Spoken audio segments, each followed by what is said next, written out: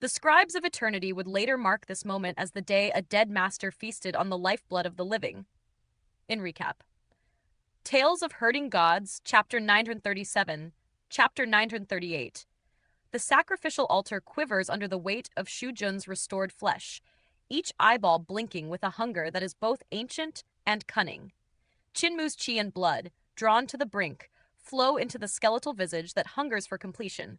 Yet, even as the purple forbidden enclosure higher knowledge unfolds in his grasp, a subtle dread coils in his chest. The heavens themselves tremble as spirit energy bridges stretch across worlds, linking celestial and mortal domains with blinding light. In this fragile lull, the balance of creation teeters. Will Qin Mu harness the three enclosures fully, or will Shu Jun's resurrection tip the scales of fate? Suspense lingers, palpable, as the next step in this legendary struggle threatens to reshape the heavens themselves. After Shu Jun imparted the heavenly market enclosure higher knowledge to him, Qin Mu immediately drew upon his chi, blood, and consciousness to restore his corporeal form. Testing the technique, he sensed the circulation of the Supreme Palace Enclosure higher knowledge and the Heavenly Market Enclosure higher knowledge as two distinct currents of divine consciousness. To wield them, he had to divide his spirit, guiding two disparate flows simultaneously. He could not restrain his suspicion. Even with both the Heavenly Market Enclosure and Supreme Palace Enclosure higher knowledge, the Grand Primordium Origin Stone remains unfilled. The technique still lacks a third. These two paths are separate, not unified. Are you deceiving me with hidden methods? Shu Jun's voice rang cold and sharp. Little brat, what was my existence in life? Would I lie to one as insignificant as you? You must first restore half of my head before I bestow the purple forbidden enclosure higher knowledge upon you. He laughed, a chill weaving through the air. The purple forbidden enclosure higher knowledge forms the framework for the three enclosures higher knowledge. Only then can you merge them as one. From your character and conduct, I see cunning and darkness. I cannot trust you yet. Restore half of my head, and then the secrets shall flow to you. Qin Mu's chest burned with anger. You judge me so quickly? Shu Jun's tone was unyielding. A man's character is set from childhood. Though I have not known you long, I see clearly the path your soul shall tread. Stop idle chatter. Supply my chi, blood, and consciousness without delay. Clenching his teeth, Qin Mu directed his essence toward the sacrificial altar within the Grand Primordium Origin Stone. Immediately, a vast sphere of flesh upon the altar greedily absorbed his life force, using the altar's power to regrow itself. Another mass of flesh bloomed beside the first, and Qin Mu's eyes twitched. This being uses my energy to restore its other eye. Should it rebuild its brain before its skull, I may yet falter. Shu Jun devoured his chi, blood, and consciousness with inhuman speed. In moments, Qin Mu's form grew gaunt, trembling as he refined spirit pills to sustain himself. The second eye of Shu Jun emerged. Two flesh spheres opened with audible pops, revealing massive, unblinking eyeballs. He urged Qin Mu, faster. Your form is weak, too delicate. You move slowly even in restoring your chi and blood. Qin Mu snorted, disdain flashing across his features. You ancients of prehistory, if your energies were so mighty, why were you destroyed by the ancient gods? Fury ignited Shu Jun. The eyeballs rolled violently. Do you know nothing? We were divided. Grand Emperor Juyushi followed his own path, fighting little. Some may have joined the enemy, others fled to build new worlds. Were we united, would our fate be so miserable? Qin Mu's focus never wavered, pouring his essence into recovery. Once fully restored, Shu Jun drained him anew. If he begins forming his brain, I must end him. Qin Mu thought with ruthless clarity. Relief swept him when Shu Jun's skull began to take shape. Should the brain be restored, Qin Mu knew he would no longer stand as an equal. The master of creation's consciousness would far surpass his own. Yet, now Shu Jun required him, for life and death were reversed in this dance of resurrection. With the skull completed, Qin Mu ceased supplying energy. Shu Jun's eyes settled into their sockets, and he began imparting the full depth of the purple forbidden enclosure higher knowledge. Qin Mu's heart leapt. He united it with the Supreme Palace Enclosure and Heavenly Market Enclosure. Higher knowledge. Executing the three enclosures higher knowledge, the purple forbidden enclosure formed 39 constellations and 163 star gods. The Supreme Palace Enclosure produced 20 constellations and 78 star gods. The Heavenly Market Enclosure manifested 19 constellations and 87 star gods. Together, they wove a great overarching heavenly cycle, saturating the Grand Primordium Origin Stone with cosmic energy. Qin Mu felt his consciousness surge. 78 constellations and 328 star gods. Yet, compared to the stars of the great heavenly cycle, something is lacking. 360 constellations should exist. He pondered silently. The Three Enclosures' higher knowledge cannot be the pinnacle. Other techniques must surpass them. Upon the sacrificial altar, the skeletal head opened its eyes, observing the heavens within the origin stone. The red sky teemed with images of ancient gods, lifelike and potent. This junior of later generations wields profound knowledge. If he brought his refined arts to our era, his skill would rival Grand Emperor Juyushi's ultimate arts. Qin Mu's version blended Crimson Emperor's three primordial spirit undying god consciousness and the Taoic runes owned through millennia. Thus, even Shu Jun marveled at its power. As Qin Mu cultivated, his consciousness surged, imprinting star gods onto his corporeal body, continuously augmenting it. He clicked his tongue. Visualization had become corporeal augmentation, rivaling Emperor's Throne ultimate skills. The masters of creation are born with innate power, yet this child may one day rival them. Shu Jun could not restrain a comment. Little brat, shall we proceed? Qin Mu poured his essence into him while wielding the Three Enclosures' higher knowledge. Shu Jun feasted on it, thinking, when my head is whole, I will reclaim the Grand Primordium Origin Stone, expelling his consciousness and killing him. But for now, I must subdue him, bending him to my will. Time passed. The surface of Shu Jun's head regained skin. He began reconstructing his brain when Qin Mu abruptly cut off the supply. Shu Jun raged. My head is incomplete. Continue your flow of qi, blood, and consciousness. Qin Mu's tone was cool. Senior, your head is restored. Our agreement is fulfilled. Meld. My qi, blood, and consciousness are earned through cultivation, not freely given. Shu Jun's fury boiled. My brain remains. My ears, teeth, tongue, and nose are absent. My scalp is bare. Qin Mu shook his head. Our agreement was only for your head, not your brain. Calm yourself. If you share your treasures, such as the Grand Emperor's seal, I will aid your brain's restoration. Shu Jun cursed endlessly. Qin Mu adopted a pained expression. Senior, I shall yield. I will supply some energy so your hair may grow. I will kill you. Shu Jun's eyes blazed, launching outward. The 328 star gods descended, pressing him back to the altar.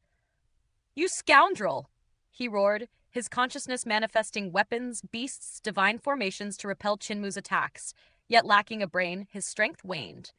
The star gods pressed on relentlessly. Truly, my pupil has learned well, now seeking to slay his teacher. Shu Jun thought in dread, ripples of consciousness quivering. I am the last master of creation. Should I fall, my race is lost, and a curse will haunt your bloodline. Qin Mu paused. Are there not other masters of creation in the celestial heavens? Shu Jun breathed deeply, laughter icy. That is mere conjecture, perhaps false. Qin Mu's gaze sharpened. Your kin built another world, they yet survive.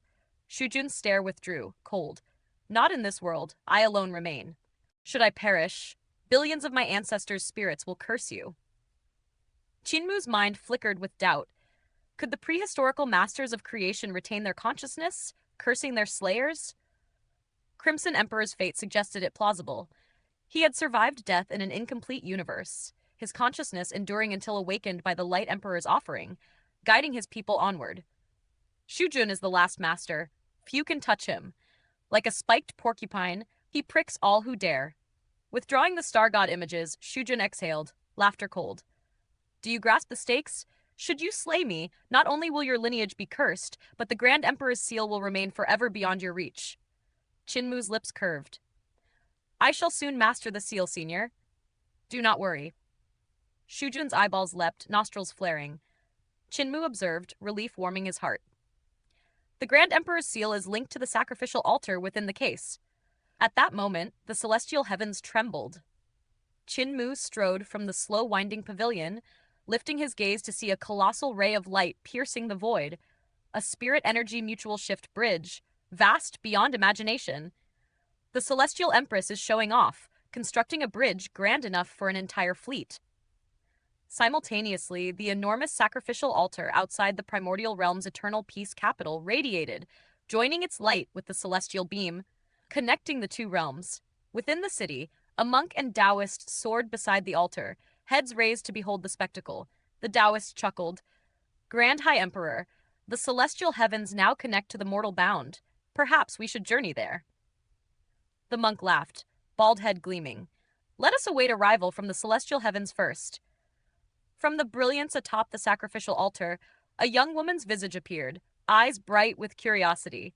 She smiled, calling down, Monk, Taoist, where is this place? The monk and the Taoist stood frozen, their breaths caught in the beauty of the lady before them. Only after long moments did their minds settle. The Taoist, hastening to regain composure, inquired, Little maiden, this is eternal peace. From whence do you hail? Eternal peace? She echoed. This was Yun Chushu, known for her ever-present smile. So this is the primordial realm. Eternal peace lies in the dominion of that young celestial venerable Mu. I have even heard whispers that he bears the overlord body of eternal peace, counted among the three heroes of eternal peace's reform.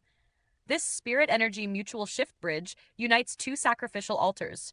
I built one above in the celestial heavens. He left one in eternal peace, and thus the bridges entwined. She paused, then said, Monk, Taoist, summon your emperor. The monk and Taoist hurried to the capital of eternal peace. Soon, Ling Yushi returned, leading hundreds of civil and military officers. Yun Chushu's eyes brightened with an idea. Eternal Peace's emperor is a lady. I have long held that nothing forbids a lady from ruling, yet the stubborn elders of the celestial heavens always conjured excuses to prevent it. Ling Yushu and her entourage bowed deeply. The emperor of a small nation in the lower bound pays respects to the high god of the celestial heavens. Yun Chushu smiled, dismissing the formality. No need for ceremony. A lady may rule. It is of no shock to me. I admire your strength.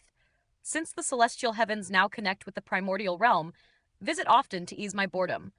You need not linger in the lower bound. She pressed a token into her hand. Carry this, and traversing to and from the celestial heavens will be effortless. Ling Yushu accepted the token with reverence. Eternal peace is barren. Our people struggle to sustain themselves, yet our manufactories are abundant. Might we procure goods from the celestial heavens? Yun Chushu considered before questioning, What can your factories produce? From daily necessities to divine weapons and fleets, Ling Yushu replied. Yun Chushu's eyes widened. Could you craft a spirit energy mutual shift bridge? Ling Yushu nodded. Yes, our artisans have forged one before. What is the cost? Yun Chushu demanded. Ling Yushu summoned the Minister of Works, who quoted in celestial currency, which required conversion from Eternal Peace's Great Abundance coin. Fury flickered in Yun Chushu's eyes. She laughed coldly. How dare the old dog of the Patriarch Creation Palace covet such wealth? The cost for Eternal Peace to forge a bridge is less than 1% of his demanded fee? Ling Yushu dared not speak. Emperor of Eternal Peace, accompany me to the Patriarch Creation Palace. Eternal Peace shall craft the components. The palace shall assemble them. The price will not be small. Ling Yushu's eyes gleamed, and she brought ministers versed in mathematics into the bridge. Yun Chushu observed the ministers, noting two ladies among them, one a fox demon whose tail was unhidden. Eternal Peace boasts a female emperor and many female officers. The celestial heavens are scarce in such women, she remarked. Unseen by Yun Chushu, the ladies were Hu Linger and Si Yunxiang, accompanying for the negotiation shaping Eternal Peace's future. Beside the bridge, the monk who ushered them in frowned. Baigi, can the method of concealing one's talents to prosper a nation, as set by Cult Master Qin, truly succeed? The Taoist replied solemnly, We cannot oppose the celestial heavens. Integration is our only path. Eternal Peace may grow stronger, yet if the heavens hold no internal or external threats, Cult Master Qin's plan merely stabilizes their dominion. Once dangers arise, Eternal Peace will rise with meteoric swiftness. The monk gazed deep, sighing. Can the celestial heavens truly harbor threats so vast? Grand High Emperor, cease such thoughts, the Taoist chuckled. Even if none exist, Cult Master Qin shall create them. Both internal and external threats lie within his power. Recalling Qin Mu's deeds, the monk laughed. Indeed, he wields such capabilities. Eternal peace must endure and strengthen. To overthrow the celestial heavens, prosperity alone is insufficient. Only with practitioners of the Emperor's throne, or those strong in the celestial heavens realm, can victory be attained. The Taoist intoned. Ling Yushu beheld the celestial heavens in awe, marveling at its grandeur. High goddess, is celestial venerable Mu here? Yun Chushu glanced at her, teasing. Are you his lover? Blushing, Ling Yushu shook her head. He resides at the Jade Pool, heavily watched, yet his antics still unsettle all. Yun Chushu laughed. Many seek to constrain him, but all are undone by his cleverness. Ling Yushu's relief was subtle as Yun Chushu appraised her form, noting the change in her chest. The bridge's connection to the primordial realm trembled with power, enabling the celestial heavens to project armies swiftly across worlds.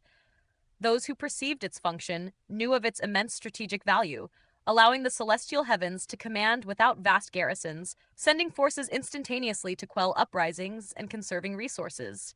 Yet the idea of the bridge, spread by Qin Mu, sowed caution. Ambassadors flocked with rare treasures, seeking blueprints.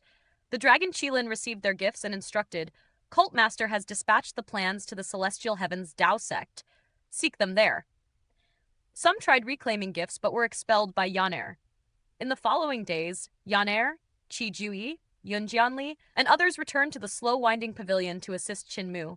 10 days passed, and one spirit energy mutual shift bridge after another rose, beams of light arching skyward in splendor. I descend, Celestial Venerable, Yun Jianli announced, taking leave. The celestial heavens and primordial realm are connected. I shall visit eternal peace to understand the reforms. Qin Mu handed him letters. Brother Yun, upon your journey, visit Shu Shenghua of the West Earth High Heavens Divine Sect, Tao Master Lin Xuan of Eternal Peace's Tao Sect, Zhan Kong Rulai of Mount Meru, or Wang Muran of Little Jade Capital. They guide reforms in the lower bound. Yun Jianli accepted solemnly and departed. Qin Mu gazed upon the funnel-shaped lights above, exhaling in relief, thinking, Eternal peace is now stable. From afar, Yun Chushu's voice rang out. You shall die, Celestial Venerable Mu. Qin Mu turned, spotting her aboard a small boat skimming the sea. She bore a changed demeanor. He declared, It is you who will die, not I. His gaze faltered upon her chest, and Yun Chushu, aware, displayed a subtle pride. The boat neared, and she leapt ashore, her laughter ringing. You truly are doomed. Celestial Venerable Hao convened the giants of the celestial heavens.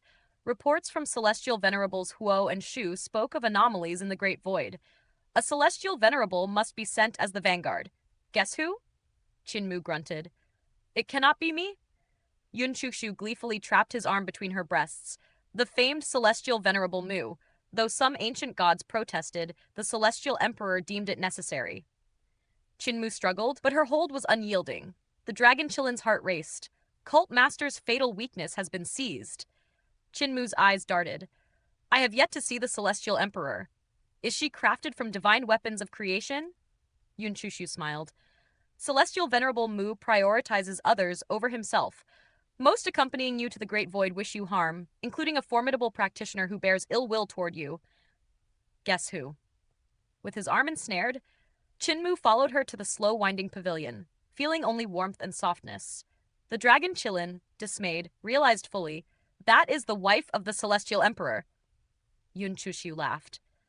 The leader of the Spirit Elite Guards, one-armed divine knife Luo Wushuang.